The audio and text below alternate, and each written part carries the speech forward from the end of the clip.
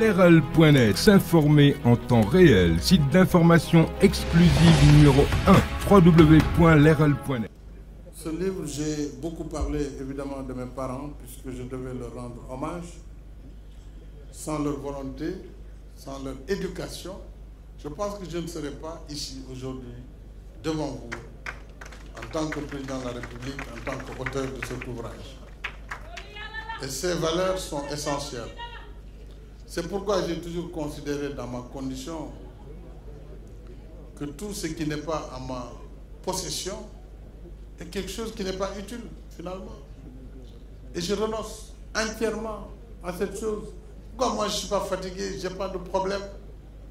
Parce que je refuse d'être dépendant d'un désir ou d'une volonté ou d'un matériel. Si je ne l'ai pas, je passe à autre chose. Et ça, c'est essentiel dans la vie de tous les jours. J'essaie de l'inculquer à mes enfants. Qu'ils comprennent qu'ils sont fils de président. Moi, mon père était agent de l'agriculture, mais vraiment de la hiérarchie minimale. Mais il m'a éduqué avec ces moyens-là. Et avec les valeurs qu'il a héritées de ses parents et de ses aïeux.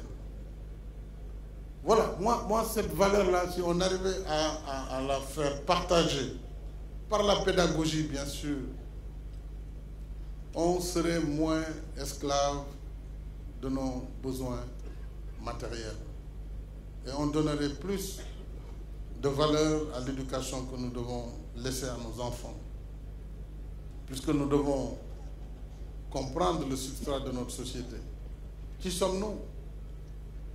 Qui sommes-nous en fin de compte en tant qu'Africains, en tant que Sénégalais?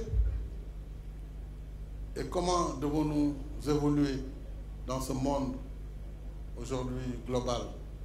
Et les Asiatiques ont réussi quand même quelque chose de fondamental.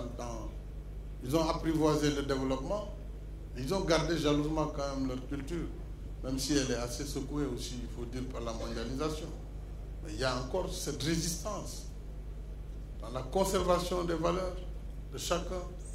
Et ça, c'est essentiel, surtout pour les Africains, à leur tour, d'apporter leur part de mondialisation, leur part de connaissances, leur part de ressources et de ressources naturelles, d'apprivoiser la science et la technologie.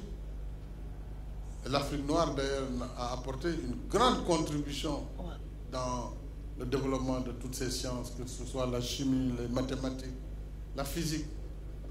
Puisqu'avoir construit les pyramides d'Égypte près de 3000 ans avant Jésus-Christ, c'est maîtriser une science. Et ça s'est fait en Afrique. Donc, nous devons quand même faire le retour faire un peu d'introspection et savoir aussi, c'est pas parce que nous sommes aujourd'hui des pays dits sous-développés que nous devons raser les murs devant les autres. Voilà le combat. Et dans ce combat, moi, je ne peux pas me considérer comme un président sous-développé devant un autre chef d'État du G5 ou du P5 des Nations Unies. Non, on est collègues.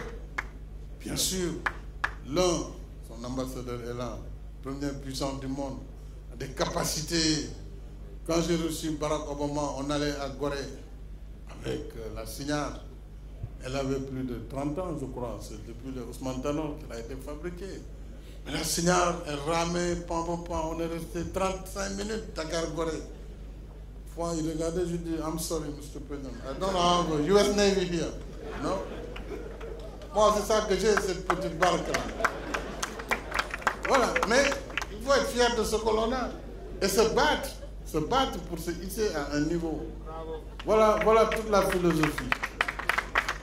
Lerel.net, s'informer en temps réel, site d'information exclusive numéro 1, www.lerel.net.